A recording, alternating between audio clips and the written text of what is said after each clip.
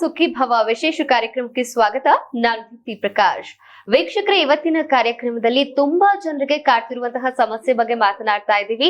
ಅದೇ ಗ್ಯಾಸ್ಟ್ರೈಟಿಸ್. ಎಷ್ಟೋ ಜನ ಗ್ಯಾಸ್ಟ್ರಿಕ್ ಇದೆ ಅಂತ ಹೇಳ್ತಾರೆ. ಆದ್ರೆ ಗ್ಯಾಸ್ಟ್ರಿಕ್ಗೆ ಕಾರಣ ಏನು, ಇದಕ್ಕೆ ಆಯುರ್ವೇದದಲ್ಲಿ ಯಾವ ರೀತಿಯಾದಂತಹ ಚಿಕಿತ್ಸೆ ಇದೆ, ಇದನ್ನ ತಿಳಿಸ್ಕೊಡೋದಕ್ಕೆ ನಮ್ ಜೊತೆ ಇದ್ದಾರೆ ಇಂಡಿಯಾ ಆಯುರ್ವೇದ ಫೌಂಡೇಶನ್ ನ ಪ್ರೆಸಿಡೆಂಟ್ ಆದಂತಹ ಖ್ಯಾತ ಆಯುರ್ವೇದ ವೈದ್ಯರಾದಂತಹ ಡಾಕ್ಟರ್ ಸಿ ಎ ಕಿಶೋರ್ ಅವರು. ನಮಸ್ಕಾರ ಡಾಕ್ಟರ್, ಕಾರ್ಯಕ್ರಮಕ್ಕೆ ಸ್ವಾಗತ. ಎಲ್ಲ ಜಿ ವಾಹಿನಿ ವೀಕ್ಷಕರಿಗೆ ನಮಸ್ಕಾರ. ಡಾಕ್ಟರ್, ಯಾರಿಗೆ ಕೇಳಿದ್ರು ಕೂಡ ಗ್ಯಾಸ್ಟ್ರಿಕ್ ಅಂತ ಹೇಳ್ತಾರೆ. ಸೊ ಗ್ಯಾಸ್ಟ್ರೈಟಿಸ್ ನ ಜನಸಾಮಾನ್ಯರ ಪ್ರಕಾರ ನೀವು ವಿವರಿಸೋದಾದ್ರೆ? ಆ ಪದನೇ ತಪ್ಪು ಅಂತೀನಿ ನಾನು. ಗ್ಯಾಸ್ಟ್ರಿಕ್ ಅಂತಕ್ಕಂತಹ ಪದ is not an acceptable word. Gastritis, arthritis, sinusitis, appendicitis, ಯಾವುದೇ ಒಂದು ಭಾಗದ ಊತ, ಐಟಿಸ್ ಅಂದ್ರೆ ಇನ್ಫ್ಲಮೇಷನ್, ಗ್ಯಾಸ್ಟ್ರಿಯಂ ನ ಇನ್ಫ್ಲಮೇಷನ್, ಗ್ಯಾಸ್ಟ್ರೈಟಿಸ್ ಅಂತಕ್ಕಂತಹ ಪದವನ್ನು ಹೇಳ್ತೀವಿ. ಫಸ್ಟ್ ಇಂಪಾರ್ಟೆಂಟ್ ಕಾಸು, ಒಂದು ತಿಂದವನ್ ಯೋಗಿ, ಎರಡು ತಿಂದವನ್ ಭೋಗಿ, ಮೂರು ತಿಂದವನ್ ಹೊತ್ಕೊಂಡು ಹೋಗಿ ಅಂತಕ್ಕಂಥ ಮಾತು ನಮ್ಗೆಲ್ಲರಿಗೂ ಕೇಳಿ ಅದ್ರ ಜೊತೆಗೆ ಬೆಳ್ತಕ್ಕಂಥ ಇದರಿಂದ ಅದನ್ನ ನಾವು ಮಾಡ್ತಾ ಇಲ್ಲ. ಇವತ್ತು ಆಕಂಠ ಪೂರ್ತಿ ತಿಂತಕ್ಕಂಥದ್ದು, ಮೇಲಿಂದ ಮೇಲೆ ತಿಂತಾ ಇರ್ತೀವಿ. ಎಷ್ಟೋ ಸಂದರ್ಭದಲ್ಲಿ ಒಂದು ಹೊತ್ತು, 3 ಹೊತ್ತು ಇಸ್ ಆಲ್ಸೋ ಓಕೆ. ಒಂದು ಬ್ರೇಕ್ಫಾಸ್ಟು, ಒಂದು ಲಂಚು, ಒಂದು ಡಿನ್ನರ್ ಇಸ್ ಆಲ್ಸೋ ಓಕೆ. ಅಂದರೆ ಫಿಟ್ ಪರ್ಸನಾಲಿಟೀಸ್ಗೆ ಒಂದು ಬಾಣಂತಿನೋ, ಪುಟ್ಟ ಮಗು ಮಡ್ಲಲ್ಲಿ ಇಟ್ಕೊಳ್ತಕ್ಕಂತಹ ಬಾಣಂತಿನೋ, 89 ವಯಸ್ಸಾದಂತಹ ತುಂಬ ಹಿರಿಯರು, ಅಥವಾ ಯಾವುದೋ ರೋಗ ರುಜಿನಕ್ಕೆ ಒಳಗಾದವರು, ಅಥವಾ ಡಯಾಬಿಟಿಸು, BP ಹಿಂಗೆಲ್ಲ ಸಮಸ್ಯೆ ಇದ್ದವರು ನಾವು ಜಾಸ್ತಿ ತಿನ್ನಬೇಡಿ ಅಥವಾ ತಿನ್ನಿ ಅಂತಲ್ಲ, ಅವ್ರಿಗೆ ಯಾವಾಗ ಎಷ್ಟೆಷ್ಟು ಬೇಕೋ ಅಷ್ಟೆಷ್ಟು ಖಂಡಿತ ಆಹಾರವನ್ನು ಕೊಡಬೇಕು. ಆದರೆ ಇವತ್ತು ಗ್ಯಾಸ್ಟ್ರೈಟಿಸ್ಗೆ ಪ್ರಮುಖವಂತಹ ಕಾರಣ ಏನನ್ನ ಚೆನ್ನಾಗಿ ತಿನ್ನಬೇಕೋ ಅದನ್ನ ಬಿಟ್ಟು ಏನನ್ನ ತಿನ್ನಲೇಬಾರ್ದೋ ಅದನ್ನ ಅತಿ ಹೆಚ್ಚು ಪ್ರಮಾಣದಲ್ಲಿ ತಿಂತಕ್ಕಂಥ ಒಂದು ಪದ್ಧತಿಗೆ ನಾವು ಅಭ್ಯಾಸ ಮಾಡ್ಕೊಂಡಿದ್ದೀವಿ ಅಂತಕ್ಕಂಥದ್ದು ಒಂದು. ಆ್ಯಂಡ್ ಎರಡನೇ ಮೋಸ್ಟ್ ಇಂಪಾರ್ಟೆಂಟು ಸ್ಟ್ರೆಸ್ಸು. ಇವತ್ತು ಪುಟ್ಟ ಮಗುವಿಂದ ಹಿಡಿದು LKG ಮಗುವಿಂದ ಹಿಡಿದು ಅತ್ಯಂತ ವಯೋವೃದ್ಧರವರೆಗೂ ನಾವು ಎಷ್ಟು ಮಾಡರ್ನೈಸ್ ಆಗ್ತಾ ಇದೀವಿ, ಎಷ್ಟು ನಗರೀಕರಣಕ್ಕೆ ನಾವು ಒಳಗಾಗ್ತಿದೀವಿ, ಅಷ್ಟು ಮಾನಸಿಕ ಒತ್ತಡ. ನಾನು ಅನೇಕ ಸಂದರ್ಭದಲ್ಲಿ ಹೇಳ್ತಾ ಇರ್ತೀನಿ, ಅತ್ಯಂತ ಕುಗ್ರಾಮ ಅಂತ ನಾವೇನಾದ್ರು ಕರೆದ್ರೆ, ಅಂಡರ್ ಪ್ರಿವಿಲೇಜ್ಡ್ ವಿಲೇಜ್ ಅಂತ ಕರೆದ್ರೆ, ಅಲ್ಲೊಬ್ಬ ಮನುಷ್ಯನ್ಗೆ, ಬೆಂಗಳೂರು ಅಂತ ನಗರದಲ್ಲಿ ಬದುಕ್ತಕ್ಕಂಥ ಮನುಷ್ಯನಿಗೆ ನೀವು ಬ್ಯಾಲೆನ್ಸ್ ಮಾಡಿ ನೋಡಿದಾಗ ಆ ಮನುಷ್ಯನಿಗೆ ಡೆಫಿನೆಟ್ಲಿ ಗ್ಯಾಸ್ಟ್ರೈಟಿಸ್ ಅಂದ್ರೆ ಏನು ಅಂತ ಗೊತ್ತೇ ಇರಲ್ಲ. ಚೆನ್ನಾಗಿ ತಿಂತಾನೆ, ಚೆನ್ನಾಗಿ ಕಷ್ಟಪಡ್ತಾನೆ, ಕೃಷಿಕ ಆಗಿರ್ಬೋದು, ಶ್ರಮಿಕ ಆಗಿರ್ಬೋದು, ಚೆನ್ನಾಗಿ ದೇಹ ದಾಡಿತಾನೆ, ಚೆನ್ನಾಗಿ ನೀರು ಕುಡಿತಾನೆ, ಚೆನ್ನಾಗಿ ನಿದ್ದೆ ಮಾಡ್ತಾನೆ, ಯಾವ ಗ್ಯಾಸ್ಟ್ರೈಟಿಸ್ ಇರಲ್ಲ. ಆದರೆ ಬೆಂಗಳೂರಲ್ಲಿ ನಾವೇನೋ ಕಾರ್ಪೊರೇಟ್ ಸ್ಟೈಲಲ್ಲಿ ಕೆಲಸ ಮಾಡ್ತೀವಿ, ಡಾಕ್ಟ್ರು, ನೀವು ಮಾಧ್ಯಮ ಹಿಂಗೆಲ್ಲ ಕೂತ್ಕೊಂಡು ಮಾಡ್ತೀವಿ ಅಂದಾಗ ನಮಗೆ ಸಿಕ್ಕಾಪಟ್ಟೆ ಗ್ಯಾಸ್ಟ್ರೈಟಿಸ್ ಆಗಿಬಿಡುತ್ತೆ. ನೀವು ಕಾಮನ್ ಮ್ಯಾನ್ ಕ್ಲಿನಿಕಲ್ ಪ್ರೆಸೆಂಟೇಷನ್ ಅಂತ ಹೇಳ್ತೀವಿ, ಏನು ಹೇಳ್ತಾನೆ ಸರ್, ಗಂಟ್ಲಲ್ಲಿ ಇಜ್ಜಿಲ್ ನುಂಗ್ದಂಗೆ ಆಗ್ಬಿಡುತ್ತೆ ಸರ್ ನನಗೆ. ಒಂದು ಇಜ್ಜಿನ ನುಂಗ್ಬಿಟ್ರೆ ಹೆಂಗೆ ಬಿಸಿ ಬಿಸಿ ಬಿಸಿ ಬಿಸಿ ಆಗತ್ತೆ ಹಂಗಾಗತ್ತೆ. ಅಥವಾ ಎದೆ ಎಲ್ಲ ಸುಡುತ್ತೆ ಸರ್. ಈ ನಾವು ಸ್ಟರ್ನಮ್ ಬೋನ್ ಅಂತ ಕರಿತೀವಿ, ಹೊಟ್ಟೆಯ ಮೇಲ್ಭಾಗ ಪದರ ಆದ್ಮೇಲೆ ಈ ಚೆಸ್ಟ್ ಏನ್ ಶುರು ಆಗುತ್ತೆ ಅಲ್ಲಿಂದ ಇಲ್ಲಿವರೆಗೂ ಬೆಂಕಿ ಸುಟ್ಟಂಗೆ ಸುಡುತ್ತೆ ಸಾರ್ ಅಂತ ಹೇಳ್ತಾನೆ. ಹೊಟ್ಟೆ ಡುಬ್ಬಿಗೆ ಉಬ್ಕೊಂಡ್ಬಿಟ್ಟಿದೆ ಸರ್, ಏನ್ ಮಾಡಬೇಕು ಗೊತ್ತಿಲ್ಲ. ಒಬ್ಬ ತಣ್ಣೀರು ಕುಡಿದ್ಬಿಡ್ತಾನೆ, ಒಬ್ಬ ಐಸ್ ನೀರು ಕುಡಿದ್ಬಿಡ್ತಾರೆ, ಒಬ್ಬರು ಸೋಡಾ ಕುಡಿದ್ಬಿಡ್ತಾರೆ. ಈ ಥರದ ಸೆಲ್ಫ್ ಮೆಡಿಕೇಶನ್ಸು ಅನೇಕ ಸಂದರ್ಭದಲ್ಲಿ ನಿಮಗೆ ಸಮಸ್ಯೆಯನ್ನ ಹತೋಟಿಗೆ ತರೋದಲ್ಲ, ಮತ್ತಷ್ಟು ಮಗದಷ್ಟು ಜಾಸ್ತಿ ಮಾಡುತ್ತೆ. ಹಿರಿಯರು ತುಂಬ ಚೆನ್ನಾಗಿ ಹೇಳಿದ್ದಾರೆ, self medication is bad, self irritation is bad ಅಂತ. ಇದು ಗ್ಯಾಸ್ಟ್ರೈಟಿಸ್ಗೆ ಸಂಬಂಧಪಟ್ಟ ಹಾಗೆ ತುಂಬ ಸೂಕ್ತ ಉಕ್ತಿ ಅಂತ ನಾನು ಭಾವಿಸ್ತೇನೆ. ಸೊ ಯಾವುದನ್ನು ಯಾವ ಉದ್ದೇಶದಿಂದ, ಯಾಕೆ, ಎಲ್ಲಿ, ಎಷ್ಟು, ಹೇಗೆ ತಿಂತೀವಿ ಅನ್ನೋದ್ರ ಮೇಲೆ ಒಬ್ಬ ಮನುಷ್ಯನ ಜೀರ್ಣಶಕ್ತಿ ಅವಲಂಬಿತವಾಗಿದೆ. 4 ಪ್ರೋಸೆಸ್ಸು ಯೂಶಲಿ ಡೈಜೆಷನಲ್ಲಿ ಇಂಜೆಕ್ಷನ್ ಅಂದರೆ ಚೆನ್ನಾಗಿ ಅಗದು ಜಿಗದು ನಿಧಾನಕ್ಕೆ ಊಟ ಮಾಡ್ತಕ್ಕಂಥ ಒಂದು ಪದ್ಧತಿ. ಅಸಿಮಿಲೇಷನ್ ಕ್ರೋಢೀಕರಣ, ಡೈಜೆಷನ್ ಚೆನ್ನಾಗದು ಎಮಲ್ಸಿಫಿಕೇಶನ್ ಚೆನ್ನಾಗಿ ಡೈಜೆಸ್ಟ್ ಆಗಬೇಕು, ಎಲಿಮಿನೇಷನ್ ಯಾವಾಗ ಆಹಾರ ಅಗೆಯುವ ಪ್ರೋಸೆಸ್ಸಿನಿಂದ ಹಿಡಿದು ನಾವು ಯು ಡೋಂಟ್ ಗಲ್ಪ್ ಫುಡ್ ಅಂತ ಹೇಳ್ತೀವಿ, ಬಟ್ಟ ತಿನ್ಬಿಡ್ತೀವಿ. ನೀವು ಹಿಂದಿನ ಕಾಲದಲ್ಲಿ ಊಟ ಹೇಗೆ ಮಾಡ್ತಿದ್ವಿ, ನೆಲದ ಮೇಲೆ ಕೂತ್ಕೋಬೇಕು, ಊಟ ಮಾಡಬೇಕು, ನೆಲದ ಮೇಲೆ ಬಾಳೆ ಎಲೆ ಮೇಲೋ, ಅಡಿಕೆ ಪಟ್ಟೆ ಮೇಲೋ, ನಿಮ್ಗೆ ಯಾವ ಮುತ್ತಗದ ಎಲೆ ಮೇಲೋ, ನಿಮ್ಗೆ ಯಾವ ಲೋಕಲ್ ಸ್ಟೀಲ್ ತಟ್ಟೆನೋ, ಮಣ್ಣಿನ ತಟ್ಟೆನೋ, ನ್ಯಾಚುರಲ್ ಪದಾರ್ಥಗಳಲ್ಲಿ ನಾವು ಊಟವನ್ನು ಮಾಡ್ತಕ್ಕಂಥ ಒಂದು ಪದ್ಧತಿಯನ್ನು ಇಟ್ಕೋತಾ ಇದ್ವಿ. ಇವತ್ತು ಬಹುತೇಕ ನಮ್ಮ ಶ್ರೀಮಂತಿಕೆ ಹೇಗೆ ತೋರಿಸ್ತೀವಿ ಅಂದರೆ, ನಾವು ಫೈಬರ್ ಪ್ಲೇಟ್ಸಲ್ಲಿ ತಿಂತೀವಿ, ಪ್ಲಾಸ್ಟಿಕ್ ಪ್ಲೇಟ್ಸಲ್ಲಿ ತಿಂತೀವಿ. ಏನು ಮಹಾ ಡಿಫ್ರೆನ್ಸ್ ಆಗ್ಬಿಡುತ್ತೆ. ಪ್ಲಾಸ್ಟಿಕ್ಕಲ್ಲಿ ತಿನ್ನೋದು 5 ನಿಮಿಷ ತಾನೇ. ಬಿಸಿ ಬಿಸಿ ನೀವು ಪದಾರ್ಥಗಳನ್ನು ಪ್ಲಾಸ್ಟಿಕ್ ಮೇಲೆ ಹಾಕ್ಕೊಂಡು ನೀವು ತಿಂದಾಗ, starting from a simple idli to gobi manchuri to kebab, plastic ತಟ್ಟೆ ಮೇಲೆ ತಿಂತಕ್ಕಂಥ ಅಭ್ಯಾಸ ಮಾಡ್ಕೋತೀವಿ. ಪ್ಲಾಸ್ಟಿಕ್ ಶೀಟ್ ಹಾಕ್ಕೊಂಡು ಅದರ ಮೇಲೆ ಊಟ ಮಾಡ್ತಕ್ಕಂಥ ಒಂದು ಪರಿಸ್ಥಿತಿಗಳು ಎಷ್ಟೋ ಸಂದರ್ಭದಲ್ಲಿ ಬರುತ್ತೆ. ಪ್ಯಾಕ್ಡ್ ಕಂಟೈನರ್ಸು ನಮಗೆ ಪ್ಲಾಸ್ಟಿಕ್ ಇರುತ್ತೆ. ಇದು ಒನ್ ಆಫ್ ದ ರೀಸನ್ಸ್ ನಿಮಗೆ ಟಾಕ್ಸಿಕ್ ಎಫೆಕ್ಟ್ಸು ಶರೀರದೊಳಗೆ ಹೋಗ್ತಾ ಇರತಕ್ಕಂಥದ್ದು. ನೆಕ್ಸ್ಟ್ ನೀರು. ಎಷ್ಟೋ ಸಂದರ್ಭದಲ್ಲಿ ನಾವು ಮೇಲಿಂದ ಮೇಲೆ ವಾಶ್ರೂಮ್ ಹೋಗಬೇಕು, ಆಫೀಸ್ ಸೆಟಪ್ಪಲ್ಲಿ ಮುಜುಗರ ಅನಿಸುತ್ತೆ, ಕಷ್ಟ ಆಗುತ್ತೆ. ಸೊ ಅದಕ್ಕೋಸ್ಕರ ನೀರೇ ಕುಡಿಯಲ್ಲ. ನೀರು ಕುಡಿದ್ರೆ ವಾಶ್ರೂಮ್ ಹೋಗ್ಬೇಕಲ್ಲ, ನೀರೇ ಕುಡಿಯಲ್ಲ ನಾನು. ನೀರೇ ಕುಡಿದಾಗ ನೀವು ಕೊಡ್ತಕ್ಕಂಥ ಆಹಾರ, ಸಾಲಿಡ್ ಫುಡ್ಸ್ ನಾವೇನು ತೊಗೋತೀವಿ, ಅದು ಆ್ಯಸಿಡ್ ಆಲ್ಕಲಿ ಇಂಬ್ಯಾಲೆನ್ಸ್ಮೆಂಟ್ ಆದಾಗ ಮಾತ್ರ ನಿಮಗೆ ಗ್ಯಾಸ್ಟ್ರೈಟಿಸ್ ಆಗೋದು. ಅಸಿಡಿಟಿ ಜಾಸ್ತಿ ಆದಾಗ ಚೆನ್ನಾಗಿ ನೀವು ನೀರು ಕುಡಿತಾ ಇದ್ದಾಗ ಬಹುಶಃ that is one of the wonderful remedies ಒಬ್ಬ ಶ್ರೀಸಾಮಾನ್ಯ ಫಾಲೋ ಮಾಡ್ತಕ್ಕಂಥದ್ದು. ಹೇಗೆ ಪ್ರತಿನಿತ್ಯ ನೀರು ಕುಡಿಯೋಕ್ಕಾಗತ್ತಾ?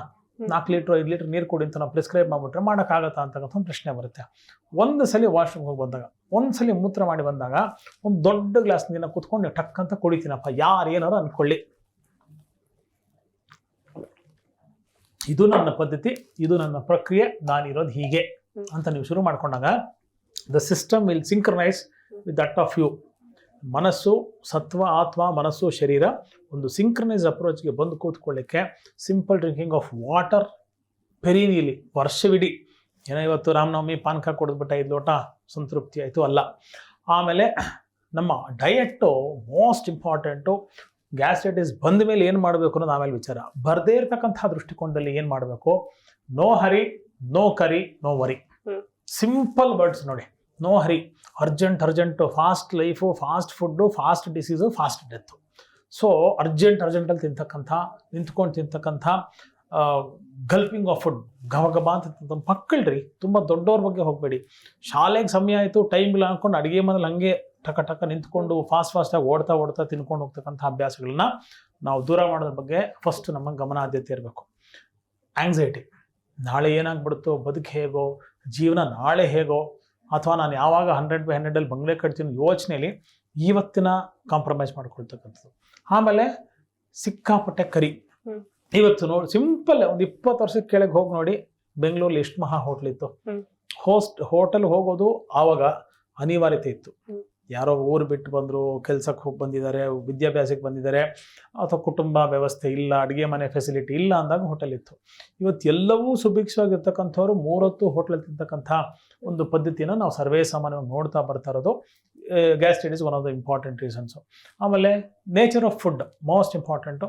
ಎಲ್ಲರೂ ಬ್ಲ್ಯಾಂಡು, ವೆಜ್ಜು, ನಾನ್ ವೆಜ್ಜು ಚರ್ಚೆ ಬೇರೆ. ನಾನ್ ವೆಜ್ ತಿಂದವ್ರಿಗೆ ಯಾವತ್ತೂ ಗ್ಯಾಸ್ಟ್ರೈಟಿಸ್ ಬರ್ಬೇಕಂತೇನಿಲ್ಲ. ವೆಜಿಟೇರಿಯನ್ ತಿಂದವ್ರಿಗೆ ಗ್ಯಾಸ್ಟ್ರೈಟಿಸ್ ಬರದೇ ಇರಬೇಕು ಅಂತಲೂ ಏನಿಲ್ಲ. ಅದೊಂದು ಮಿಸ್ಕನ್ಸೆಪ್ಷನ್ ಇದೆ. ನಾನ್ ವೆಜ್ ತಿಂದ್ಬಿಟ್ರೆ ಗ್ಯಾಸ್ಟ್ರೈಟಿಸ್ ಆಗಿಬಿಡುತ್ತೆ. ನೋ, ನೀವು ಅಜ್ಜಿ ಮಾಡಿದ ಸ್ಟೈಲಲ್ಲಿ ನೀವು ತಿಂದರೆ ಖಂಡಿತವಾಗ್ಲೂ ಗ್ಯಾಸ್ಟ್ರೈಟಿಸ್ ಆಗಲ್ಲ. ಯಾಕಂದರೆ ಎಲ್ಲ ಮಸಾಲೆ ಪದಾರ್ಥಗಳು ಹಿತವಾಗಿ, ಮಿತವಾಗಿ, ಯೋಗ್ಯವಾಗಿ ಎಷ್ಟು ಬೇಕೋ ಅಷ್ಟೇ ಹಾಕಿ ನೀವು ಮಾಡಿದಾಗ both veg and non veg ಖಂಡಿತ ಅದರಿಂದ ಗ್ಯಾಸ್ಟ್ರೈಟಿಸ್ ಆಗಲ್ಲ ಅಂತಕ್ಕಂಥದ್ದು ಒಂದು. ನಿಮ್ಮ ಮೋಷನ್ ಅಂದರೆ ಮಲತ್ಯಾಗದ ಪ್ರಕ್ರಿಯೆ. ಸ್ವೇದ ಅಂದರೆ ಬೆವರು, ಮೂತ್ರ ಅಂದರೆ ಯೂರಿನ್ನು, ಪೂರೀಶ ಅಂದರೆ ನಮ್ಮ ಸ್ಟೂಲ್ಸ್. ಇದನ್ನ ಸಮ್ಯಕ್ ಸರಿಯಾದಂಥ ರೀತಿಯಿಂದ ಕಾಲಕ್ಕೆ ಅನುಗುಣವಾಗಿ ಈಚೆ ಕಳಿಸ್ತಕ್ಕಂಥ ಕೆಲಸ ಮಾಡಬೇಕು. ಹೇಗೆ? ಮನೇಲಿ ತುಂಬ ಕಸ ಇರುತ್ತೆ, 4 ಗೋಡೆ, 20-20 ರೂಮ್ ಅಷ್ಟೇ ಇರುತ್ತೆ. ಆ ರೂಮ್ನ ದೊಡ್ಡದು ಮಾಡಬೇಕು ಅಂದ್ರೆ ಏನು ಮಾಡ್ತೀರಾ? ಬೇಡದೇ ಇರತಕ್ಕಂತಹ ಸಾಮಾನಲ್ಲಿ ಈಚೆ ಹಾಕ್ತೀರಾ, the room automatically becomes big. ಹಾಗೆ ಬೇಡದೇ ಇರತಕ್ಕಂತಹ ಕಸವನ್ನ ನಾವು ಶರೀರದ ಪೀರಿಯಾಡಿಕ್ ಆಗಿ ಹೊರಗಾಕ್ತಕ್ಕಂಥ ಒಂದು ಕೆಲಸ ಮಾಡಬೇಕು. ಇಷ್ಟು ಬೇಸಿಕ್ನ ನಾವು ಮಾಡ್ತಾ ಬರ್ತಿದ್ದಾಗ ನಮ್ಮ ಲೈಫ್ ಸ್ಟೈಲು, ನಮ್ಮ ಫುಡ್ಡಿನ ಬಗ್ಗೆ ಯೋಚನೆ ಮಾಡಬೇಕು. ಜೀವನದಲ್ಲಿ ಒಳ್ಳೆಯ ಯೋಜನೆ ಇರಬೇಕು, ಯೋಚನೆ ಇರಬಾರ್ದು. ಒಳ್ಳೆಯ ಸಮಾಲೋಚನೆ ಮಾಡಬೇಕು, ಚಿಂತನೆ ಮಾಡಬೇಕು, ಚಿಂತೆ ಮಾಡಬಾರ್ದು. ಇದನ್ನು ಕರೆಕ್ಟಾಗಿ ಯೋಚನೆ ಮಾಡಿಕೊಂಡು ಹಿತವಾಗಿ, ಮಿತವಾಗಿ, ಕಾಲಕ್ಕೆ ಅನುಗುಣವಾಗಿ ಊಟವನ್ನು ಮಾಡಿದರೆ ಗ್ಯಾಸ್ಟ್ರೈಟಿಸ್ನ ಖಂಡಿತ ನಾವು ಕಂಟ್ರೋಲ್ ಮಾಡಲಿಕ್ಕೆ ಸಾಧ್ಯ ಇದೆ. ಎಷ್ಟೋ ಸಂದರ್ಭದಲ್ಲಿ ಬೆಳಗ್ಗೆ ಟೈಮ್ ಇಲ್ಲ, ತಿಂಡಿ ತಿನ್ನಲ್ಲ. ತಾಯಿ, ಮನೆಯ ಹಿರಿಯ ಹೆಡ್ ಆಫ್ ದ ಕಿಚನ್ ನಾವೆಂತ ಕರಿತೀವಿ, ಮನೆಯವ್ರಿಗೆಲ್ಲ ಸುಭೀಕ್ಷವಾಗಿ ಊಟ ಬಡಿಸ್ತಾರೆ, ಡಬ್ಬಗಳು ಪ್ಯಾಕ್ ಮಾಡಿಕೊಡ್ತಾರೆ. ತಾನು ಮಾತ್ರ 12 ಗಂಟೆ ಯಾರು ತಿನ್ನಲ್ಲ. ಸೊ ಪ್ಯಾಲಸ್ ರಿಫ್ಲೆಕ್ಸ್ ನಮಗೆ ಗೊತ್ತಲ್ವಾ, 10 ದಿವಸ 1 ಗಂಟೆ ಹೊಡೆದ್ಬಿಟ್ಟು 12 ಗಂಟೆಗೆ ನಾಯಿ ಊಟ ಹಾಕಿ, 11 ದಿವಸ ಗಂಟೆ ಹೊಡೆಯರಿ ಊಟ ಹಾಕಬೇಡಿ, ನಾಯಿ ಜೊಲ್ಸೋದು ಶುರು ಮಾಡುತ್ತೆ. ಅಂದರೆ ನನ್ನ ಊಟದ ಸಮಯ ಅದು ರಿಫ್ಲೆಕ್ಸ್ ಒಳಗೆ ಬಂದ್ಬಿಡುತ್ತೆ. ನನಗೆ ಇಂಟ್ಯೂಷನ್ನು ಈಗ ಹಶ್ವಾಗಿದೆ, ನಾನು ಊಟ ಮಾಡಬೇಕು ಅಂತ. ಸೊ ಕಾಲಕ್ಕೆ ಅನುಗುಣವಾಗಿ ನಾವು ಊಟವನ್ನು ಮಾಡ್ತಕ್ಕಂಥ ಒಂದು ಪದ್ಧತಿನ ಅಭ್ಯಾಸ ಮಾಡಿಕೊಂಡ್ರೆ that is the first key to management of gastritis. Gastric ಅನ್ನೋ ಪದವೇ ಇಲ್ಲ, ಇಟ್ ಇಸ್ ಗ್ಯಾಸ್ಟ್ರೈಟಿಸ್. ಆಮೇಲೆ ನೆಕ್ಸ್ಟ್ ಡಯಟಲ್ಲಿ ನಾವೇನೆಲ್ಲ ಮಾಡಬೇಕು, ಖಾರ ಎಣ್ಣೆ ಪದಾರ್ಥ ಕಾಂಬಿನೇಷನ್ ನಾವು ಎಷ್ಟು ಮಟ್ಟಿಗೆ ಕಂಟ್ರೋಲ್ ಮಾಡ್ಬೋದು ಅಷ್ಟು ಮಾಡ್ಬೋದು. ಬೋಂಡಾ, ಬಜ್ಜಿ, ಬಜ್ಜಿ, ಹಪ್ಪಳ, ಕಬಾಬು. ಸಂಡಿಗೆ, ಕಬಾಬು, ಎಸ್ಪೆಷಲಿ ಅತ್ಯಂತ ಹೆಚ್ಚಿನ ಮಸಾಲೆ ಇರ್ತಂತಹ ಪಾನಿಪುರಿ, ಮಸಾಲೆ ಪುರಿ ಅತಿ ಹೆಚ್ಚಿನ, ಯಾವಾಗಲೂ ಒಂದ್ಸಿನ ಬ್ಲೂ ಮೂನ್ ತಿಂತೀವಿ, it's a part of our culture, ಅಥವಾ ವೀಕೆಂಡಿಗೆ ತಿಂತೀವಿ, that's okay, to little bit extent, ಸ್ವಲ್ಪ ನಾವು ಲಿಬರಲ್ ಆಗಿದ್ದರೆ. ಪ್ರತಿನಿತ್ಯ ಇದೇ ತಿನ್ನುವಂಥ ಒಂದು ಅಭ್ಯಾಸ ಮಾಡಿಕೊಂಡಾಗ ನಿಮ್ಮ ಜೀರ್ಣಶಕ್ತಿಗೆ ಅದು ಹೊಡೆತ ಕೊಡುತ್ತೆ. Alcohol is one the most important reasons for the gastritis to come to its peak. ಎಷ್ಟು ಜನ ನಾನು ಮೈಲ್ಡಾಗಿ ತೊಗೋತೀನಿ, ಇಷ್ಟೇ ತೊಗೋತೀನಿ, ಅಷ್ಟು ತೊಗೋತೀನಿ ಅಂತ ಮಾಡಿದಾಗ ನೀವು ಎಷ್ಟು ತೊಗೊಂಡ್ರು ಒಂದು ಒಳ್ಳೆಯ ಗಿಡಕ್ಕೆ ಇಷ್ಟೇಷ್ಟು ವಿಷ ಹಾಕ್ತಿಂದ ಅಷ್ಟು ವಿಷ ಹೋಗುತ್ತೆ, ನಾಳೆ ಸ್ವಲ್ಪ ಜಾಸ್ತಿ ಆಗ್ತಾ ಅಷ್ಟು ಹೋಗುತ್ತೆ, ನಾಳೆ ಇದಿಷ್ಟಾಗುತ್ತೆ ಅಷ್ಟಾಗುತ್ತೆ. ಸೊ ಹಾಗಾಗಿ ಪ್ರಾರಂಭಿಕ ಹಂತದಲ್ಲಿ ನಮ್ಮ ವ್ಯಸನಗಳಿಂದ ದೂರ ಇರತಕ್ಕಂಥದ್ರ ಬಗ್ಗೆ ಮೋಸ್ಟ್ ಇಂಪಾರ್ಟೆಂಟ್ ರೀಸನ್ ಇರಬೇಕು. ಸ್ಮೋಕಿಂಗ್ ಅನ್ಡೌಟೆಡ್ಲಿ ಗ್ಯಾಸ್ಟ್ರೈಟಿಸ್ನ ಜಾಸ್ತಿ ಮಾಡುತ್ತೆ. ಯಾರು ನೀವು 10 ಜನದಲ್ಲಿ ಗ್ಯಾಸ್ಟ್ರೈಟಿಸ್ ರೇಷಿಯೋ ನೀವು ತೊಗೊಂಡಾಗ smokers will definitely, smokers non smokers 2 category ಮಾಡಿ ನೀವು ಚೆಕ್ ಮಾಡಿದಾಗ non smokers will have a lesser intensity of gastritis if at all if it's there. ಇದ್ರೂ ಕೂಡ ಗ್ಯಾಸ್ಟ್ರೈಟಿಸು ಅದರ ತೀವ್ರತೆ ನಾನ್ ಸ್ಮೋಕರ್ಸ್ಗೆ ಕಡಿಮೆ, ಸ್ಮೋಕರ್ಸ್ಗೆ ಜಾಸ್ತಿ. ಆ್ಯಂಡ್ ಸ್ಮೋಕರ್ಸ್ಗೆ ಇಂಡ್ಯೂಸ್ ಮಾಡ್ತಕ್ಕಂಥ ಏನು ಇರಿಟೇಷನ್ಸ್ ಒಳಗಡೆ ಇರುತ್ತಲ್ಲ ಅದು ಡೆಫಿನೆಟ್ಲಿ ಜಾಸ್ತಿ ಆಗುತ್ತೆ. ಇವತ್ತು ಗ್ಯಾಸ್ಟ್ರಿಕ್ ಅಲ್ಸರು, ಪೆಪ್ಟಿಕ್ ಅಲ್ಸರು, ಅನೇಕ ಗ್ಯಾಸ್ಟ್ರೋ ಈಸೋಫೇಜಿಯಲ್ ರಿಫ್ಲೆಕ್ಸ್ ಡಿಸಾರ್ಡರ್ಸ್ ಅಂತ GERD ಅಂತ ಕರಿತೀವಿ. ನಾನಾಗಲೇ ಹೇಳ್ತಿದ್ನಲ್ಲ, ಏನಾದರೂ ಸಾಯಂಕಾಲ 9-10 ಗಂಟೆ ಅಷ್ಟೊತ್ತಿಗೆ ಗಂಟ್ಲಲ್ಲಿ ಇಜ್ಜಿಲು ನುಂಗ್ಬಿಟ್ರೆ, ಬಿಸಿ ಇಜ್ಜಿಲು ಏನಾಗುತ್ತೆ ಹಂಗಾಗುತ್ತೆ, ಸಿಕ್ಕಾಪಟ್ಟೆ ಖಾರ ಅನ್ಸುತ್ತೆ ಅಂತ. ಈ ಥರದ ಎಲ್ಲ ಲಕ್ಷಣಗಳಿಗೆ ಫಸ್ಟು ಇಂಜೆಷನು, ಅಸಿಮಿಲೇಷನ್ನು, ಡೈಜೆಷನ್ನು, ಎಲಿಮಿನೇಷನ್ನು, ಆ ಸೈಕಲ್ ಏನಿದೆಯಲ್ಲ ಆ ಸೈಕಲ್ ಕ್ಯಾಸ್ಕೇಡ್ನ ಕಂಪ್ಲೀಟ್ ಚೆನ್ನಾಗಿ 24 hours ನಾನು ಮಾಡೋಕ್ಕೆ ಪ್ರಯತ್ನ ಮಾಡ್ತೀನಾ. ಇವತ್ತು ಚೆನ್ನಾಗಿ ತಿನ್ನ, ನಿಧಾನಕ್ಕೆ ತಿನ್ನ, ಕೂತ್ಕೊಂಡು ತಿನ್ನ, ಅಗದು ತಿನ್ನ, ಚೆನ್ನಾಗಿ ನಿದ್ದೆ ಮಾಡಿದ್ನ, ಯೋಚನೆ ರಹಿತವಾದಂತಹ ಬದುಕನ್ನು ಇವತ್ತು ನಾನು ನಡೆಸಿದ್ನ, ನಾಳಿನ ಸಮಸ್ಯೆ ನಾಳೆಗೆ, ಇವತ್ತು ನಾನು ಖುಷಿಯಾಗಿದ್ದೀನ. ತುಂಬ ಸ್ಟ್ರೆಸ್ ಆದವ್ರಿಗೆ ನೀವು ಯಾವ ಟ್ರೀಟ್ಮೆಂಟು ಕೊಡಬೇಡಿ, ಚೆನ್ನಾಗಿ ಪ್ರೀತಿಯಿಂದ ಆ ವ್ಯಕ್ತಿಯನ್ನು ಮಾತಾಡಿಸಿ ಸ್ವಲ್ಪ ಕೇರ್ ಮಾಡಿ ಒಳ್ಳೆಯ ಊಟವನ್ನು ಕೊಟ್ಟು ಚೆನ್ನಾಗಿ ನೀರು ಕುಡಿಯಪ್ಪ, ಕಾಳಜಿ ಮಾಡಪ್ಪ, ನಿಂದು ಒಂದು ಒಳ್ಳೆ ಹಣ್ಣು ತಿನ್ನಪ್ಪ. ಯಾವ ಹಣ್ಣು ತಿನ್ಬೇಕು ಸರ್, ಮೂಸಂಬಿ ತಿಂದ ಗ್ಯಾಸ್ಟ್ರೈಟಿಸ್ ಆಗಿಬಿಡುತ್ತಾ, ಅನೇಕಂಥ ಚರ್ಚೆ ಬರುತ್ತೆ. ಸೊ ಎಲ್ಲ ಹಣ್ಣುಗಳನ್ನು ಮಾಡ್ರೇಟ್ ಕ್ವಾಂಟಿಟೀಸಲ್ಲಿ ಎಲ್ಲ ಹಣ್ಣುಗಳನ್ನು ಪುಟ್ಟ ಪ್ರಮಾಣದಲ್ಲಿ ತಿನ್ನತಕ್ಕಂಥದ್ದು ಒಳ್ಳೆಯದು. ಸಿಂಪಲ್ ಹೋಮ್ ರೆಮಿಡಿ ನಿಮ್ಗೆ ಈ ಸಂದರ್ಭ ಹೇಳಬೇಕಂದ್ರೆ ಜೀರಿಗೆ, ಧನಿಯಾ, ಓಂಕಾಳು ಎಲ್ಲ ಸುಮಾರು ಒಂದು 20-25 ಗ್ರಾಮ್ 3 ಸೇರಿ ಒಂದು ದೊಡ್ಡ ಟೀ ಸ್ಪೂನ್ ಅಷ್ಟು ತೊಗೊಂಡ್ರೆ ತುಪ್ಪದಲ್ಲಿ ಹಾಕಿ ಹುರ್ಕೊಂಡು ಬಿಡ್ತಕ್ಕಂಥದ್ದು. ಟು ರಿಮೈಂಡ್ ಯು, ಜಾಸ್ತಿ ತುಪ್ಪ ತೊಗೊಂಡಷ್ಟು ಗ್ಯಾಸ್ಟ್ರೈಟಿಸ್ ಕಮ್ಮಿ ಆಗುತ್ತೆ. ಒಂದು ಮಿಸ್ಕನ್ಸೆಪ್ಷನ್ ಇದೆ, ತುಪ್ಪ ತಿಂದ್ರೆ ಗ್ಯಾಸ್ಟ್ರಿಕ್ ಆಗ್ಬಿಡುತ್ತೆ ಅಂತ. ಖಂಡಿತವಾಗ್ಲೂ ತುಪ್ಪದಲ್ಲಿ ಯಾವ ಗ್ಯಾಸ್ಟ್ರೈಟಿಸು ಆಗಲ್ಲ. ಸೊ ಜೀರಿಗೆ, ಧನಿಯಾ, ಓಂಕಾಳನ್ನ ನಾವು ತುಪ್ಪದಲ್ಲಿ ಹುರ್ಕೊಂಡ್ಬಿಟ್ಟು ಅದನ್ನ ಚೆನ್ನಾಗಿ ಹಾಕಿ ನೀರಲ್ಲಿ ಹಾಕಿ ಕುದಿಸ್ತಕ್ಕಂಥದ್ದು. ಲೋ ಫ್ಲೇಮಲ್ಲಿ 4-6 ನಿಮಿಷ ಕುದಿಸಿ ಅದನ್ನ ಫಿಲ್ಟರ್ ಮಾಡ್ತಕ್ಕಂಥ ಅವಶ್ಯಕತೆನೂ ಇಲ್ಲ. ಚೆನ್ನಾಗಿ ಕುದ್ದಾದ್ಮೇಲೆ ಅಂದರೆ ಸುಮಾರು ಒಂದು 200 ml ಅಷ್ಟು ನೀರು 100 mlಗೆ ಇಂಗಬೇಕು. ಸೊ ಚೆನ್ನಾಗಿ ಕಾನ್ಸಂಟ್ರೇಟ್ ಆದಮೇಲೆ ಅದನ್ನು ಫಿಲ್ಟರ್ ಮಾಡ್ತಕ್ಕಂಥ ಅವಶ್ಯಕತೆನೂ ಇಲ್ಲ. ಯಾವತ್ತೂ ನಾನು ಲೈಫಲ್ಲೇ ಕೊಡೋದಿಲ್ಲ ಅನ್ನೋರು ಈ ಕ್ಷಣದಲ್ಲಿ ಅದನ್ನು ಟ್ರೈ ಮಾಡಿ ನೋಡಿ. ಎಂಥ ಒಂದು ಹಿತ ಅನ್ಸುತ್ತೆ ಗೊತ್ತಾ. ಯಾವುದೋ ಬೇರೆ ಕೋಲಾಸ್ನ, ಪೇಯಗಳನ್ನು, ಕಲರ್ ಡ್ರಿಂಕ್ಸ್ನ, ಫಿಸ್ ಡ್ರಿಂಕ್ಸ್ನ ನಾವು ಕುಡಿತಾ ಇರ್ತೀವಿ. ಒಂದು ಸಿಂಪಲ್ ಹಾಟ್ ಬೆವರೇಜ್ ಮನೇಲಿ ಮಾಡ್ಕೊಂಡು ಕೊಡಿದಾಗ ಹೇಗೆ, ನಾನು ಒಬ್ಬನೇ ಮಾಡ್ಕೊಳ್ಳೋದು ಹೇಗೆ, 10 ಜನಕ್ಕೆ ಹಂಚಿ, ಕ್ರಿಯೇಟ್ ದ ಟ್ರೆಂಡ್. ಒಂದು ಆಫೀಸಲ್ಲಿ ದಿವಸ ಕಾಫಿನೋ ಟೀನೋ ನಾವು ಕುಡಿತಕ್ಕಂಥ ಅಭ್ಯಾಸವನ್ನು ಇಟ್ಕೊಂಡಾಗ ನಾನು ಪ್ರತಿನಿತ್ಯ ಇದನ್ನು ಕುಡಿತೀನಪ್ಪ, I will be the change maker. ನಾನು ಈ ಬದಲಾವಣೆಗೆ ನಾನು ಸಿದ್ಧನಾಗಿದ್ದೇನೆ. ನೀವು ನನ್ನ ಜೊತೆಗಿದ್ದರೆ ನಿಮಗೂ ಕೂಡ ನಾನು ಈ ಪೇಯವನ್ನು ಕೊಡಲಿಕ್ಕೆ ಏನೂ ತೊಂದರೆ ಇಲ್ಲ. ಆ್ಯಂಡ್ ಅಗೇನ್ ಎಕನಾಮಿಕಲಿ ಒಂದು ಕಾಫಿ ಕುಡಿಯೋ ಬದಲಿ 4 ಜನಕ್ಕೆ ನೀವು ಮನೆಯಲ್ಲಿ ಮಾಡಿ ಹಂಚ್ಬೋದು. ಆ ಟ್ರೆಂಡನ್ನು ಸೆಟ್ ಮಾಡ್ಬೋದು, ಆರೋಗ್ಯವನ್ನು ಪ್ರಸರಿಸ್ಬೋದು, ನೀವು ಆರೋಗ್ಯವಾಗಿರ್ಬೋದು, 10 ಜನಕ್ಕೆ ಆರೋಗ್ಯವನ್ನು ತಂದು ಕೊಡ್ಬೋದು. ಚಿಕ್ಕ ಪುಟ್ಟ ಬದಲಾವಣೆಗಳನ್ನ ನಾವು ತಂದು ಕೂತ್ಕೊಂಡ್ಬಿಟ್ಟಾಗ ನಾವು ಬದಲಾಗ್ತೀವಿ, ಆರೋಗ್ಯ ನಮ್ದಾಗುತ್ತೆ, ಸಮಾಜ ಬದಲಾಗುತ್ತೆ. ಸ್ವಸ್ಥಯುತವಾದಂತಹ ಸಮಾಜಕ್ಕೆ ನನ್ನಿಂದ ಒಂದು ಕೊಡುಗೆ ಆಯಿತು ಅಂತಕ್ಕಂಥ ಆತ್ಮಸಂತೃಪ್ತಿ ನಮಗೆ ಸಿಗುತ್ತೆ. ಆ್ಯಂಡ್ ನಾವು ಅರ್ಥಾತ್ ನಮ್ಮ ಕುಟುಂಬ, ನಮ್ಮ ಪರಿವಾರ, ನಮ್ಮ ಏರಿಯಾ, ನಮ್ಮ ಗ್ರಾಮ, ನಮ್ಮ ದೇಶ ಇಷ್ಟೂ ಸ್ವಸ್ಥವಾಗಿದೆ ಅಂದರೆ ನಾವು ಒಬ್ಬ ಇಂಡಿವಿಜುವಲ್ ಆಗಿ ಸಮಾಜಕ್ಕೆ ಕೊಡ್ತಕ್ಕಂಥ ದೊಡ್ಡ ಕಾಂಟ್ರಿಬ್ಯೂಷನ್ ಅಂತ ನಮ್ಗೆ ಅನ್ಸಲ್ವಾ? ಡಾಕ್ಟರ್, ಇನ್ನ ಸ್ವಲ್ಪ ಜನ ನಂಗೆ ಗ್ಯಾಸ್ಟ್ರೈಟಿಸ್ ಆಗ್ಬಿಟ್ಟಿದೆ, ಸೊ ಹಾಗಾಗಿ ನಾನು ಸೋಡಾ ಕುಡಿತೀನಿ, ಎಮರ್ಜೆನ್ಸಿ ಯಾವ್ದೋ ಒಂದು ಟ್ಯಾಬ್ಲೆಟ್ ತಗೋತೀನಿ ಅಂತ ತಗೋತಾರೆ. ಎಷ್ಟು ಮಟ್ಟಿಗೆ ಸರಿ ಡಾಕ್ಟರ್ ಇದು? 4 ಸೆಕೆಂಡ್ ರುಚಿಗೆ 40 ವರ್ಷನ ಅಡ ಇಡೋದು ಎಷ್ಟು ಮಟ್ಟಿಗೆ ಸರಿಯೋ ಇದು ಅಷ್ಟರ ಮಟ್ಟಿಗೆ ಸರಿ.